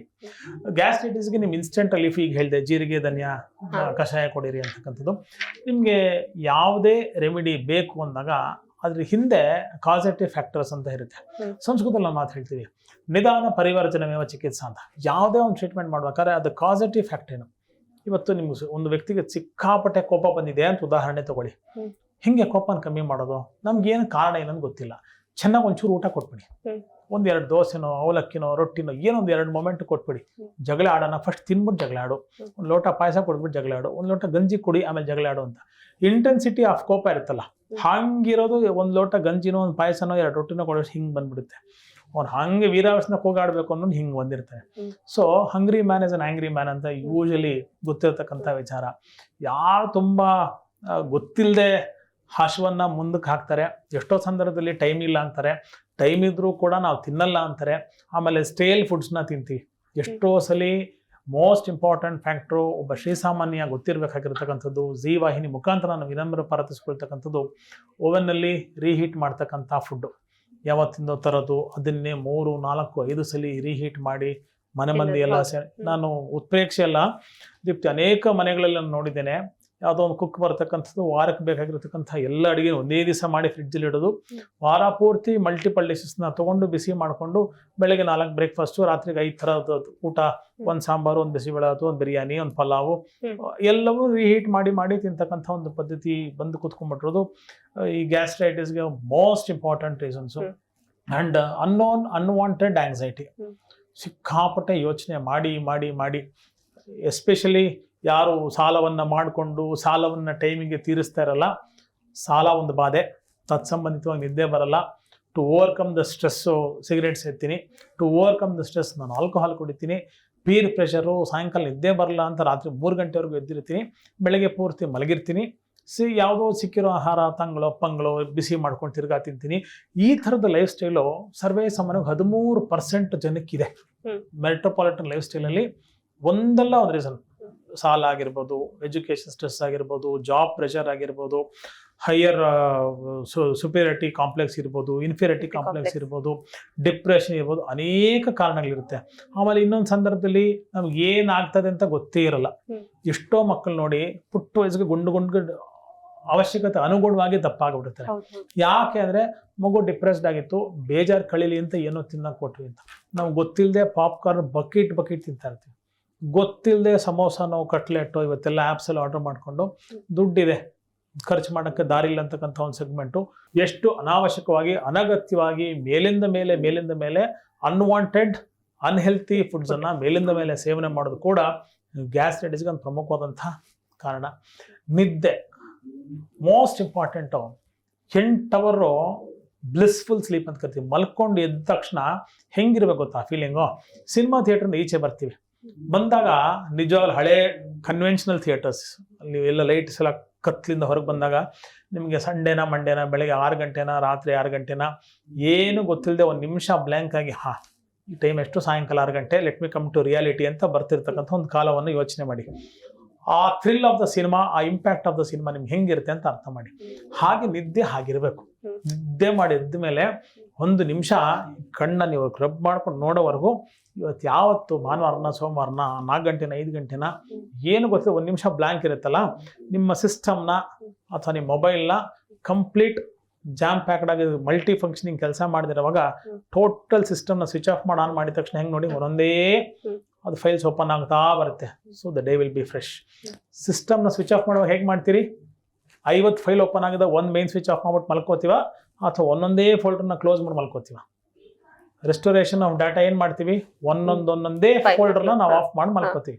ಹಾಗೇನೆ ಮಲಗಕ್ಕಿಂತ 10 ನಿಮಿಷ ಮೊದಲು ನಮ್ದು ಏನೆಲ್ಲ ಇವತ್ತಿನ ಆಕ್ಟಿವಿಟೀಸ್ ಬಗ್ಗೆ ಯೋಚನೆ ಮಾಡಬೇಕು, ನಾಳೆ ಬಗ್ಗೆ ಏನು ಪ್ಲಾನ್ ಮಾಡಬೇಕು, 10 ನಿಮಿಷದಲ್ಲಿ ಕನ್ಸಾಲಿಡೇಟ್ ಮಾಡಿಕೊಂಡು my job for the day is done, ನನ್ನ ವೃತ್ತಿಪರ ಬದುಕು ಈಗ ಮುಗೀತು, ಈಗ ನಾನು ಮಕ್ಕಳ ಜೊತೆನೋ, ಪ್ರಾಣಿ ಜೊತೆನೋ, ದೊಡ್ಡವ್ರ ಜೊತೆನೋ, ಸಂಸಾರಸ್ಥ ಜೊತೆನೋ, ನೇಬರ್ಸ್ ಜೊತೆನೋ, ಕ್ಲಾಸ್ಮೇಟ್ ಫ್ರೆಂಡ್ ಜೊತೆನೋ ಕಾಲ ಕಳೀತಕ್ಕಂಥ ಸಂದರ್ಭ. ಆಗ ಸ್ನೇಹಮಯ ವೃತ್ತಿಪರ ಅಲ್ಲದ ಬಾಂಧವ್ಯದ ಮಾತಿಗೆ ಮಾತ್ರ ಅವಕಾಶ ಅಂತ ನಾನು ತೊಡಗಿಸ್ಕೊಂಡಾಗ ಆವಾಗಲೂ ಕೂಡ ಗ್ಯಾಸ್ಟ್ರೈಟಿಸ್ ಕಂಟ್ರೋಲಿಗೆ ಬರುತ್ತೆ. ಇಷ್ಟಾಗಿಯೂ ಆಗಿಲ್ಲ ಅಂದರೆ ಅಂದಿನಂತೆ ಇಂದು ಕೂಡ ಮುಂದಿಗೂ ಸಹ ಆಯುರ್ವೇದ ನಿಮ್ಮ ಬೆಂಬಲಿಕ್ಕಿದೆ. ಅನೇಕವಾದಂತಹ ನಾವು ಕಲ್ಪನೆಗಳನ್ನ ಎಗೇನ್ ತುಪ್ಪ ಅಂತಿರ್ತೀವಲ್ಲ, ಗ್ಯಾಸ್ಟ್ರೈಟಿಸ್ಗೆ ನಾವು ತುಪ್ಪದ ಬೇಸ್ನಲ್ಲೇ ಔಷಧಿಗಳನ್ನು ಮಾಡಿ ಅವ್ರಿಗೆ ಸೇವನೆ ಮಾಡ್ತಕ್ಕಂತಹ ಪ್ರೋತ್ಸಾಹನ ಕೊಟ್ಟಾಗ ಡೆಫಿನೆಟ್ಲಿ ಗ್ಯಾಸ್ಟ್ರೈಟಿಸ್ನ ಕಂಟ್ರೋಲ್ನ ಮಾಡ್ಬೋದು. ಅಷ್ಟಕ್ಕೂ ಮೀರಿ ನಿಮ್ಮ ಗ್ಯಾಸ್ಟ್ರೈಟಿಸ್ ವರ್ಷಗಳಿಂದ I have seen patients, sir 8 ವರ್ಷ 10 ವರ್ಷದಿಂದ ಸುಡಿದು ಉರಿತಾ ಇದೆ ಸರ್, ನನಗೆ ಇದರಲ್ಲೇ ಬದುಕಾಗೋಯ್ತು ಸರ್, ಇದರಲ್ಲೇ ಸಾಯಬೇಕು ಅಂತ ತೀರ್ಮಾನ ಮಾಡ್ಬಿಟ್ಟಿದ್ದೀನಿ ಸರ್ ಅಂತಕ್ಕಂಥ ಪೇಷಂಟ್ಸ್ ಏನು ಹೇಳ್ತಾರೆ, ಆ ಹಂತದಲ್ಲೂ ಕೂಡ ಯಶಸ್ವಿ, ಪ್ರಭಾವಿ, ಪರಿಣಾಮಕಾರಿಯಾದ ರೀತಿಯಿಂದ ನಾವು ಪಂಚಕರ್ಮವನ್ನು ಅವ್ರ ಮೇಲೆ ಸೂಕ್ತ ಯುಕ್ತ ರೀತಿಯಲ್ಲಿ ಪ್ರಯೋಗ ಮಾಡಿ ಅಂತಹ ಗ್ಯಾಸ್ಟ್ರೈಟಿಸ್ ಅನ್ನು ಕೂಡ ಸಂಪೂರ್ಣ ಕಂಟ್ರೋಲ್ ಮಾಡ್ತಕ್ಕಂತಹ ಸಾಧ್ಯತೆ 100ಕ್ಕೆ 100 ಇದೆ ಅಂತಕ್ಕಂಥ ಮಾತನ್ನು ನಾನು ಈ ಸಂದರ್ಭದಲ್ಲಿ ಹೇಳಕ್ಕೆ ಇಷ್ಟಪಡ್ತೇನೆ. ಇನ್ನು ಗ್ಯಾಸ್ಟ್ರೈಟಿಸ್ ಸಮಸ್ಯೆನ ಇಗ್ನೋರ್ ಮಾಡ್ಕೊಂತ ಹೋದ್ರು ಅಂದ್ರೆ ಯಾವೆಲ್ಲ ಆರೋಗ್ಯ ಸಮಸ್ಯೆ ಕಾಣಿಸ್ಕೊಳ್ಳುತ್ತೆ ಡಾಕ್ಟರ್? ಗ್ಯಾಸ್ಟ್ರೈಟಿಸ್ ನಾವು ಪ್ರಾಥಮಿಕ ಹಂತದಲ್ಲಿ ಇಗ್ನೋರ್ ಮಾಡಿದ್ರೆ ಅವತ್ತಿಗೆ ಮಾತ್ರ ಸಮಸ್ಯೆ. ಅದೇ ಗಂಟ್ಲೂರಿ, ಹೊಟ್ಟೆ ಉಬ್ಬರ ಬಂತು, ಮೋಷನ್ ಚೆನ್ನಾಗಾಗ್ತಾ ಇಲ್ಲ, ನಾಲ್ಗೆ ರುಚಿ ಬರ್ತಾ ಇಲ್ಲ, ರಾತ್ರಿ ಎಲ್ಲ ಮೇಲಿಂದ ಮೇಲೆ ಎದ್ದೇಳಬೇಕು ಅನ್ಸುತ್ತೆ, ಮೇಲಿಂದ ಮೇಲೆ ನೀರು ಕುಡಿಬೇಕು, ಅದು ಆವತ್ತಿನ ಸಮಸ್ಯೆ. ನಿಮ್ಗೆ ಅಲ್ಲಿಂದ ಹಿಡಿದು ಕ್ಯಾನ್ಸರ್ವರೆಗೂ ಏನೆಲ್ಲ ಸಮಸ್ಯೆಗಳಾಗ್ಬೋದೋ ಎಕ್ಸ್ಟ್ರೀಮ್ ಒಂದು 12 ಗಂಟೆ ಒಂದು 6 ಗಂಟೆ ಮುಳ್ಳು ಅಂತ ಇಟ್ಕೊಂಡ್ರೆ 12 ಗಂಟೆಗಿರೋದು 6ಕ್ಕೆ ಬರ್ಬೋದು, 6 12ವರೆಗೂ ವಾಪಸ್ ಹೋಗ್ಬೋದು. So fight the enemy with full force ಅಂತ ಹೇಳ್ತೀವಿ. ಎಸ್ಪೆಷಲಿ ಗ್ಯಾಸ್ಟ್ರೈಟಿಸ್ ಬಂದಾಗ ನಾವು ಪ್ರಾರಂಭಿಕ ಹಂತದಲ್ಲಿ ಪುಟ್ಟ ಚಿಕ್ಕ ಸಮಸ್ಯೆ ಅದು, ಅದ್ರ ಬಗ್ಗೆ ನೆಗ್ಲೆಕ್ಟ್ ಮಾಡ್ತಕ್ಕಂಥದ್ದೇ ಬಹುಶಃ ಬಹುತೇಕ ಜನರು ಮಾಡ್ತಕ್ಕಂಥದ್ದು. ಅಥವಾ ನಾನೇನೋ ಒಂದು ಸೆಲ್ಫ್ ಮೆಡಿಕೇಶನ್ನ ತೊಗೊಂಡ್ಬಿಟ್ಟೆ, ಆ ಮಾತ್ರೆ ತೊಗೊಂಡೆ, ಈ ಮಾತ್ರೆ ತೊಗೊಂಡೆ ಅಂತ ಆಗ್ಬೋದು. ಬಟ್ ನೀವು ಅದು ಪರ್ಸಿಸ್ಟೆಂಟಾಗಿ ಬಿಟ್ಟು ಹೋದಾಗ ನಿಮಗೆ ಗ್ಯಾಸ್ಟ್ರಿಕ್ ಅಲ್ಸರ್ ಆಗ್ಬೋದು, ಪೆಪ್ಟಿಕ್ ಅಲ್ಸರ್ ಆಗ್ಬೋದು, ಒಳಗಡೆ ಎರೋಷನ್ಸ್ ಆಗ್ಬೋದು, ಬ್ಲೀಡ್ ಆಗ್ಬೋದು. ಇದೆಲ್ಲ ನಾನು ವೀಕ್ಷಕರಿಗೆ ಹೆದರಿಸಬೇಕು ಅಂತ ಹೇಳ್ತಾ ಇಲ್ಲ, ಎಚ್ಚರಿಸಬೇಕು ಅಂತ ಹೇಳ್ತಾ ಇದ್ದೀನಿ. ಒಬ್ಬ ವೃತ್ತಿಪರ ವೈದ್ಯನಾಗಿ ಹೆದರಿಸ್ತಕ್ಕಂಥದ್ದು ಖಂಡಿತ ನಮ್ಮ ಉದ್ದೇಶ ಅಲ್ಲ. ವಾಹಿನಿಯ ಮುಖಾಂತರ ಜವಾಬ್ದಾರಿಯುತವಾದಂತಹ ಮಾಹಿತಿಯ ರವಾನೆ ಮಾಡಬೇಕು ಅಂದಾಗ ಸರಿಯಾದ ಅಂಶಗಳು, this is not to frighten you, this is to enlighten you ಅಂತಕ್ಕಂಥದ್ದು ನಾವು ಅರ್ಥ ಮಾಡ್ಕೋಬೇಕು. ಯಾವಾಗ ಶ್ರೀಸಾಮಾನ್ಯ ಇಷ್ಟೆಲ್ಲ ಆಗುತ್ತಾ ಅದ್ರ ಬಗ್ಗೆ ಯೋಚನೆ ಮಾಡೋದು ಬೇಡ, ಏನು ಚೆನ್ನಾಗಾಗುತ್ತೆ ಅದ್ರ ಬಗ್ಗೆ ನಾನು ಫೋಕಸ್ ಮಾಡ್ತಿದ್ದಾಗ ಶೀರ್ಷಿಕೆ ಏನು ಸುಖೀ ಭವ ಅಂತಿದೆಯಲ್ಲ, ಸುಖವಾಗಿರ್ಬೇಕು ಅಂದಾಗ ಸತ್ವ, ಆತ್ಮ, ಮನಸ್ಸು 3 ಒಂದು ಟ್ರ್ಯಾಂಕ್ವಿಲಿಟಿಲಿ ಇರಬೇಕು. ಅದಿದ್ದಾಗ ಶರೀರದ ಸುಖ, ಮಾನಸಿಕ ಸುಖ, ಆತ್ಮದ ಸುಖ 3 ಯಶಸ್ಸು ನಿಮಗೆ ಸಿಗಬೇಕು ಅಂತಕ್ಕಂಥ ಉದ್ದೇಶದಿಂದ ನಾವು ಈ ಮಾಹಿತಿಯ ರವಾನೆ ನಿಮಗಾಗಿ ಈ ವೇದಿಕೆ ಮುಖಾಂತರ ಮಾಡ್ತಾ ಇದೀವಿ ಅಂತ ತುಂಬ ಸ್ಪಷ್ಟವಾಗಿ ಹೇಳಕ್ಕೆ ಇಷ್ಟಪಡ್ತೇನೆ. ಇನ್ನು ಡಾಕ್ಟರ್, ಈಗಂತೂ ಎಲ್ಲರಿಗೂ ಸ್ಟ್ರೆಸ್, ಟೆನ್ಷನ್ ನೀವು ಹೇಳ್ದಂಗೆ ಇದ್ದೇ ಇರುತ್ತೆ. ಸೊ ಸ್ಟ್ರೆಸ್ ಮತ್ತೆ ಟೆನ್ಷನ್ಗೂ ಹಾಗೆ ಈ ಗ್ಯಾಸ್ಟ್ರೈಟಿಸ್ಗೂ ಯಾವ ರೀತಿಯಾದಂತಹ ಸಂಬಂಧ ಅಂತ ವಿವರಿಸೋದು? Directly proportional. Greater the stress, greater the anxiety, greater the gastritis. ನಾನು ಆಗಲೇ ಹೇಳಿದೆ, ನಾವು ರಿಸರ್ಚ್ ಸ್ಟಡೀಸ್ ಎಲ್ಲ ಸಾಮಾನ್ಯವಾಗಿ ಮಾಡುವಾಗ ತುಂಬ ಸ್ಟ್ರೆಸ್ ಇದೆ, ತುಂಬ ಆಂಗ್ಸೈಟಿ ಇದೆ ಅಂದಾಗ ಯೋಚನೆನ ಕಾರಣ ಏನು ಅಂತ ಕಂಡಿಡ್ಕೋಬೇಕು. ಒಂದು ಆ್ಯಂಟಿ ಡಿಪ್ರೆಸೆಂಟ್ ಹಾಕ್ಬಿಟ್ಟೆ, ಆ್ಯಂಟಿ ಸ್ಟ್ರೆಸ್ ಮಾತ್ರೆ ಹಾಕ್ಬಿಟ್ಟು ಹಿಂಗೆ ಎಳೆದು ಕೂತ್ಕೊಂಡ್ಬಿಟ್ಟೆ ಅಂದಾಗ ತುಂಬ ಖರ್ಚು ಅಂತ ಕಟ್ಟು ಕೂಡ ಹಾಕೋದು, ನಾವು ಈಚೆ ಬಿಟ್ಟ ತಕ್ಷಣ ವಾಪಸ್ ಅದೇ ಕೆಲಸ ಮಾಡುತ್ತೆ. ಆ ಕಾರಣ ಏನು, what is the reason behind that stress ಅಂತ ನಾವು ಅಸೆಸ್ಮೆಂಟ್ ಮಾಡಿಕೊಂಡು ಒಂದು ಸಿಂಪಲ್ ಕೌನ್ಸಿಲಿಂಗು, ಡಯಟ್ ಮಾಡಿಫಿಕೇಶನ್ಸು. ಈಗ ನಾನು ಹೇಳ್ತಿದ್ದೆ, ಖಾರ ಎಣ್ಣೆ ಪದಾರ್ಥ ತಿನ್ಬೇಡಿ, ಮೊಸರು ತಿನ್ಬೇಡಿ, ಮಜ್ಜಿಗೆ ತಿನ್ನಿ. ಮಜ್ಜಿಗೆ ತಿನ್ನಿ ಅಂದ್ರೆ ಅನ್ನ ಕಲ್ಸ್ಕೊಂಡು ತಿನ್ನಿ, ಮಜ್ಜಿಗೆ ಕುಡೀರಿ ಅಂದ್ರೆ ಹುಳಿ ಮಜ್ಜಿಗೆ ಅಲ್ಲ, just fermented fresh butter milk, ಸ್ವಲ್ಪ ಶುಂಠಿ, ಸ್ವಲ್ಪ ಬೆಳ್ಳುಳ್ಳಿ, ಕರಿಬೇವಿನ ಸೊಪ್ಪು, ಒಂದು ಸ್ವಲ್ಪ ಪ್ರಮಾಣದ ಶುಂಠಿ, ಬೆಳ್ಳುಳ್ಳಿ, ಕರಿಬೇವಿನ ಸೊಪ್ಪು, ನೀರು ಮಜ್ಜಿಗೆಗೆ ಸ್ವಲ್ಪ ಸೈಂಧವ ಲವಣ ಹಾಕ್ಕೊಂಡು ಡೈಲ್ಯೂಟ್ ಫ್ರೆಶ್ ಹುಳಿ ಅಲ್ಲದ ಮಜ್ಜಿಗೆಯನ್ನು ಸೇವನೆ ಮಾಡ್ತಕ್ಕಂಥ ವಂಡರ್ಫುಲ್ ರೆಮಿಡಿ. ನೀವು ಇಡ್ಲಿ, ದೋಸೆ ಎಲ್ಲ ನಾವು ಇವತ್ತು ಸರ್ವೇ ಸಾಮಾನ್ಯವಾಗಿ ಪ್ರತಿನಿತ್ಯ ತಿಂತಕ್ಕಂಥ ಖಾದ್ಯ ಅಲ್ವಾ. ತುಂಬ ಫರ್ಮೆಂಟೆಡ್ ಇಡ್ಲಿ ಹಿಟ್ಟು, ದೋಸೆ ಹಿಟ್ಟು ನಾವು ರೆಡಿಮೇಡ್ ಹಿಟ್ಟು ತಂದ್ವಿ. ಸೋಮವಾರದ ಇಡ್ಲಿ ಹಿಟ್ಟನ್ನ ಮುಂದಿನ ಶನಿವಾರದವರೆಗೂ ಫ್ರಿಡ್ಜಲ್ಲಿ ಇಟ್ಕೊಂಡು ಚೆನ್ನಾಗಿ ಹುಳಿ ಬಂದಿರೋದನ್ನು ದೋಸೆ ಮೇಲೆ, ಇಡ್ಲಿ ಮೇಲೆ ಪ್ರಯೋಗ ಮಾಡಿ ನಾನು ಅದನ್ನು ಸೇವನೆ ಮಾಡಿ ತಿಂದಾಗ ಡೆಫಿನೆಟ್ಲಿ ಅದು ಒಂದಾಗುತ್ತೆ. ಚಿಲ್ಲೀಸ್, ಭಾರತೀಯ ಪರಂಪರೆಯಲ್ಲಿ ಮೆಣಸಿನಕಾಯಿ ಇತ್ತೀಚಿನ ವರ್ಷಗಳಷ್ಟೇ ಬಂದಿದ್ದು ದೀಪ್ತಿ ಅವರೇ. ಮೊದಲಿದ್ದಿದ್ದೇ ಮೆಣಸು, ಪೆಪ್ಪರ್, ಕಾಳು ಮೆಣಸು, green pepper or black pepper, ಹಸಿ ಮೆಣಸು ಅಥವಾ ಒಣ ಮೆಣಸು. ಮೆಣಸು ಅಂದರೆ ಇವತ್ತು ನೀವು ಮಂಗಳೂರು, ಶಿರಸಿ, ಸಿದ್ದಾಪುರದ ಭಾಗದಲ್ಲಿ ನೀವು ನೋಡಿದಾಗ ಮೆಣಸು ಜಾಸ್ತಿ ಹಾಕುವ ಅಡ್ಡಿ ಇಲ್ಲ ಅಂದಾಗ ಅದು ಮೆಣಸು ಇಸ್ ಪೆಪ್ಪರ್. ನಾವು ಬೆಂಗಳೂರಂತಹ ಭಾಗಗಳಲ್ಲಿ ಮೆಣಸಿನಕಾಯಿ, ಚಿಲ್ಲೀಸ್ನ ನಾವು ಸೇವನೆ ಮಾಡ್ತಕ್ಕಂಥ ಆಗಿರೋದ್ರಿಂದ ಡೆಫಿನೆಟ್ಲಿ ಗ್ಯಾಸ್ಟ್ರೈಟಿಸ್ಗೆ ಜಾಸ್ತಿ ಆಗಲಿಕ್ಕೆ one of the reasons is ನಮ್ಮ ಮೆಣಸಿನಕಾಯಿ, ಪೊಟ್ಯಾಟೊ, ಆಲೂಗಡ್ಡೆ, ಗೆಣಸು, ಸಿಹಿ ಗುಂಬಳ, ಕಡಲೆಕಾಯಿ ಬೀಜ. ಎಷ್ಟೋ ಜನ ಅದನ್ನೆಲ್ಲ ಮಿಕ್ಸ್ಚರ್ ರೂಪದಲ್ಲಿ ಮೇಲಿಂದ ಮೇಲೆ ಆ್ಯಂಡ್ ಈ ಫ್ರೈಡ್ ಫುಡ್ಸ್ನ ಅತಿ ಹೆಚ್ಚಿನ ಮಟ್ಟದಲ್ಲಿ ನಾನು ಚಿಪ್ಸ್ ತಿಂದೆ, ಚೌ ತಿಂದೆ, ತಿಂತಾನೇ ಇದ್ದೆ, ಬೇಜಾರಾದಾಗ ತಿಂದೆ, ಸಾಯಂಕಾಲಕ್ಕೋಸ್ಕರ ತಿಂದೆ, ಬ್ರಂಚಲ್ಲಿ ತಿಂದೆ, ಬ್ರೇಕ್ಫಾಸ್ಟಿಗೆ ತಿಂದೆ. ಇದೆಲ್ಲ ಒಂದಲ್ಲ ಒಂದು ರೀತಿಯಲ್ಲಿ ಒಂದು ಒಳ್ಳೆ ಬಿಸಿಬೇಳೆ ಮಾಡ್ಕೊಂಡು ಒಂದು ಅಷ್ಟು ಬುಂದಿ ಹಾಕೊಂಡು ತಿಂತೀವಿ. ಅದು 1 ಪೋರ್ಷನ್ ಬಿಸಿಬೇಳೆ ಇದ್ದರೆ 2 ಪೋರ್ಷನ್ ಬುಂದಿ ಬೇಕು. ಒಂದು ಕರಡು ವಡ ತಿಂದರೆ 2 ಪೋರ್ಷನ್ ಬುಂದಿ ಬೇಕು. ಕರಡು vada itself is an ಅಭಿಷೇಧಿ ಆಹಾರ. ಅಭಿಷೇದಿ ಅಂದ್ರೆ ಜೀರ್ಣಕ್ಕೆ ಕಷ್ಟವಾಗಿರತಕ್ಕಂತಹ ಒಂದು ಪದ್ಧತಿ. ರಾತ್ರಿ ಹೊತ್ತು ಮೊಸರನ್ನ ಸೇವನೆ ಮಾಡದೇ ಇರತಕ್ಕಂಥದ್ದು ಕೂಡ ಗ್ಯಾಸ್ಟ್ರೈಟಿಸ್ಗೆ ತುಂಬಾ ಪೂರಕ. ಚೆನ್ನಾಗಿ ನೀರು ಕುಡಿತಕ್ಕಂಥದ್ದು, ಸೊಪ್ಪು ಮೋಸ್ಟ್ ಇಂಪಾರ್ಟೆಂಟ್. ಯಾಕೆ ನಾವು ಗ್ಯಾಸ್ಟ್ರೈಟಿಸ್ ಪೇಷಂಟ್ಗೆ ಚೆನ್ನಾಗಿ ಸೊಪ್ಪು ಕುಡೀರಿ, ಸೊಪ್ಪನ್ನ ಸೂಪ್ ಥರ ಮಾಡ್ಕೊಳ್ಳಿ, ಸೊಪ್ಪಿನ ತವೆ ಥರ ಮಾಡ್ಕೊಳ್ಳಿ, ಅಥವಾ ಅನ್ನದ ಜೊತೆ ತವೆನೋ ಸಾಂಬಾರು ಮಾಡ್ಕೊಳ್ತೀನಿ ಅಂತ ಹೇಳ್ತೀವಿ ಅಂದರೆ ನಿಮಗೆ ಫೈಬರ್ಸು ಚೆನ್ನಾಗಿ ಶರೀರಕ್ಕೆ ಹೋಗುತ್ತೆ. ನೀವು ಸಿಂಪಲ್ ಆಗಿ ಮೂಲಂಗಿಯನ್ನು ಸೌತೆಕಾಯಿಯನ್ನು ಚೆನ್ನಾಗಿ ತುರ್ಕೊಂಡು ಒಂದು ಪಚಡಿ ರೂಪದಲ್ಲಿ ಮಾಡ್ಕೊಂಡು ತಿಂದರೂ ಕೂಡ ಅಷ್ಟೇ ನಿಮಗೆ ಅನುಕೂಲ ಅದರಿಂದ ಮಾಡಿಕೊಡುತ್ತೆ. ವಯಸ್ಸಾದಂಥವ್ರು, not for the young age group, ಒಂದು 30-25 ವರ್ಷ ಮೇಲ್ಪಟ್ಟಂತಹ ಪುರುಷ ಅಥವಾ ಮಹಿಳೆ ಊಟ ಆದಮೇಲೆ ಸರಳವಾದ ತಾಂಬೂಲ ಸೇವನೆ. ಇವತ್ತಿಗೂ ನೀವು ನೋಡಿ, ಗುರು ಆಹಾರ ತುಂಬ ಹೆವಿ ಫುಡ್ಸು, ಮದುವೆ ಮನೆ ಊಟ ಮಾಡಿ ಬಂದಾಗ ಈಚೆ ಒಂದು ಪಾನ್ ಕೊಡ್ತಾನೆ. ಇವತ್ತು ರೆಡಿಮೇಡ್ ಪಾನು, ಕತ್ತ ಮಸಾಲೆ ಎಲ್ಲ ಹಾಕಿರೋದು, ಅದ್ರ ಬಗ್ಗೆ ಹೇಳ್ತಾ ಇಲ್ಲ. ವಿಳ್ಯದೆಲೆ, ಅಡಿಕೆ, ಸುಣ್ಣ. ಊಟ ಆದ್ಮೇಲೆ ಸರ್ವೇ ಸಾಮಾನ್ಯ ಯಾವುದೇ ಸಮಾರಂಭಕ್ಕೆ ಊಟ ಆದ್ಮೇಲೆ, ಒಂದು ದೊಡ್ಡ ಹಬ್ಬಕ್ಕೆ ಹೋದ್ರೆ, ಒಂದು ಗೃಹ ಪ್ರವೇಶಕ್ಕೆ ಹೋದ್ರೆ, ಒಂದು ಸತ್ಯನಾರಾಯಣ ಪೂಜೆಗೆ ಹೋದ್ರೆ, ಒಂದು ಮದುವೆಗೆ ಹೋದ್ರೆ ವಿಳ್ಯದೆಲೆ ಅಡಿಕೆಯಲ್ಲಿ ಇಟ್ಬಿಡೋದು ತಿನ್ನಪ್ಪ ಅಂತ. That's one of the best digestive home remedy. Simplest, cheapest, most effective and ever lasting remedy. ವಿಳ್ಯದೆಲೆ, ಅಡಿಕೆ, ಸುಣ್ಣ ಪುಟ್ಟ ಮಕ್ಕಳಿಗೆ ತಿನ್ನಬಾರ್ದು, ಯಾಕಂದ್ರೆ ಕಾಮ ಉದ್ದೀಪನ ಆಗುತ್ತೆ ಅಂತಕ್ಕಂಥ ದೃಷ್ಟಿಕೋನದಿಂದ. ವಯಸ್ಸಾದವರು ಊಟ ಆದಮೇಲೆ ವಿಳ್ಯದೆಲೆ ಅಡಿಕೆಯನ್ನು ನೀವು ರೆಗ್ಯುಲರ್ ತಿಂದಾಗ ಆ ಎಮಲ್ಸಿಫಿಕೇಶನ್, ಆ ರಸ ಏನು ನಾವು ಗಲ್ಪ್ ಮಾಡ್ತೀವಿ, ಸ್ವಾಲೋ ಮಾಡ್ತೀವಿ, ತುಂಬ ಚೆನ್ನಾಗಿ ಆಸಿಡ್ ಆಲ್ಕಲಿ ಇಂಬ್ಯಾಲೆನ್ಸ್ಮೆಂಟ್ನ ಸ್ಟೆಬಿಲೈಸ್ ಮಾಡೋಕ್ಕೆ ವಂಡರ್ಫುಲ್ ರೆಮಿಡಿ ಆಗುತ್ತೆ. ಸಿಂಪಲ್ ಎಳ್ನೀರು, ಸಿಂಪಲ್ ತಾಜಾ ಎಳ್ನೀರು, ಎಲ್ಲೋ ಕಟ್ ಮಾಡಿ ಡ್ರೆಸ್ ಮಾಡಿ ನೀಟಾಗಿಟ್ಟಿರೋದು, ಹಿಂಗೆ ಚುಚ್ಚಿ ಸ್ಟಾಲ್ ಕುಡಿಯೋ ಎಳ್ನೀರಲ್ಲ, ನೀವಲ್ಲೇ ಕೊಚ್ಚಿ ಕುಡಿತಕ್ಕಂಥ ಒಂದು ಸಿಂಪಲ್ ಎಳ್ನೀರು ಒಂದು ದೊಡ್ಡ ರಾಮಬಾಣವಾಗಿ ನಿಮ್ಮ ಗ್ಯಾಸ್ಟ್ರೈಟಿಸ್ನ ನಿವಾರಣೆ, ನಿಯಂತ್ರಣ ಮಾಡೋಕ್ಕಾಗತ್ತೆ. ಸರ್, 50 ರೂಪಾಯಿ ಖರ್ಚು ಮಾಡಬೇಕಾ, 5 ರೂಪಾಯಿಗೆ ಒಂದು ಮಾತ್ರೆ ಬರುತ್ತಲ್ಲ ಅಂತೀವಿ. 5 ರೂಪಾಯಿ ಮಾತ್ರೆ ಮಳೆ ಬಂದಾಗ ಛತ್ರಿ ಹಿಡ್ಕೊಂಡಂಗೆ, 50 ರೂಪಾಯಿ ಎಳ್ನೀರು ಮಳೆ ಬರ್ತಾನೆ ಇರುತ್ತೆ, ಅದನ್ನ ಒಂದು ಮನೆ ಕಟ್ಕೋಬೇಕು ಅಂದಂಗೆ. ಸೊ ಇವತ್ತು ನಿಮ್ಗೆ 50 ರೂಪಾಯಿ ಎಕ್ಸ್ಪೆನ್ಸಿವ್ ಅನ್ಬೋದು, ಆದರೆ ಪ್ರತಿ ವರ್ಷ ಕಾಪಾಡುತ್ತೆ. ಮನೆ ಹೇಗೆ ನಮ್ಮನ್ನು ಕಾಪಾಡುತ್ತೋ ಒಂದ್ಸೂರು, ಅದೇ ರೀತಿಯಲ್ಲಿ ಇದು ಕೂಡ ಕಾಪಾಡುತ್ತೆ ಅಂತ ದೃಷ್ಟಿಕೋನದಿಂದ ನಾವು ಗ್ಯಾಸ್ಟ್ರೈಟಿಸ್ನ fight the enemy with full force, no stone is to be left unturned ಅಂತಕ್ಕಂತಹ ಪ್ರಿನ್ಸಿಪಲ್ ಅಲ್ಲಿ ಆಮೂಲಾಗ್ರವಾಗಿ ನಾವು ಗುರಿ ಮಾಡಿ ಅದಕ್ಕೆ ಚಿಕಿತ್ಸಿಸಿದ್ರೆ ಖಂಡಿತ ಯಾವುದೇ ವ್ಯಕ್ತಿಗೂ ಯಾವುದೇ ಹಂತದಲ್ಲೂ ಆ ಗ್ಯಾಸ್ಟ್ರೈಟಿಸ್ಗೆ ಆಯುರ್ವೇದದ ಮುಖಾಂತರ ಉಪಶಮನವನ್ನು ಕೊಡಲಿಕ್ಕೆ ಖಂಡಿತ ಸಾಧ್ಯ ಇದೆ. ಓಕೆ ಡಾಕ್ಟರ್, ಇವತ್ತಿನ ಕಾರ್ಯಕ್ರಮದಲ್ಲಿ ಭಾಗಿಯಾಗಿ ಮೊದಲನೇದಾಗಿ ಗ್ಯಾಸ್ಟ್ರಿಕ್ ಅಲ್ಲ, ಅದು ಗ್ಯಾಸ್ಟ್ರೈಟಿಸ್ ಅಂತ ತಿಳಿಸ್ಕೊಟ್ಟಿದ್ದೀರಾ. ಹಾಗೆ ಫುಡ್ ಹ್ಯಾಬಿಟ್ ಹೇಗಿರಬೇಕು, ನಮ್ಮ ಲೈಫ್ ಸ್ಟೈಲ್ ಹೇಗಿರಬೇಕು, ಬ್ಯಾಡ್ ಹ್ಯಾಬಿಟ್ಸ್ಗಳು ಅಂತ ಹೇಳಿದ್ರೆ ಆಲ್ಕೋಹಾಲ್ ಇಂದ ಆಗಿರ್ಲಿ, ಸ್ಮೋಕ್ ಇಂದ ಆಗಿರ್ಲಿ, ಅದು ಯಾವ ರೀತಿಯಾಗಿ ಈ ಗ್ಯಾಸ್ಟ್ರೈಟಿಸ್ಗೆ ಕಾರಣ ಆಗತ್ತೆ ಅನ್ನೋದನ್ನ ತಿಳಿಸ್ಕೊಟ್ಟಿದ್ದೀರಾ. ಹಾಗಾಗಿ ಧನ್ಯವಾದಗಳು ಡಾಕ್ಟರ್. ನಮಸ್ಕಾರ. ನೋಡಿದ್ರಲ್ಲ ವೀಕ್ಷಕರೇ, ಇದಾಗಿತ್ತು ಸುಖೀಭವ ವಿಶೇಷ ಕಾರ್ಯಕ್ರಮ. ನೋಡ್ತಾ ಇರಿ ಜೀ ಕನ್ನಡ ನ್ಯೂಸ್, ಸತ್ಯವೇ ಸುದ್ದಿಯ ಜೀವಾಳ.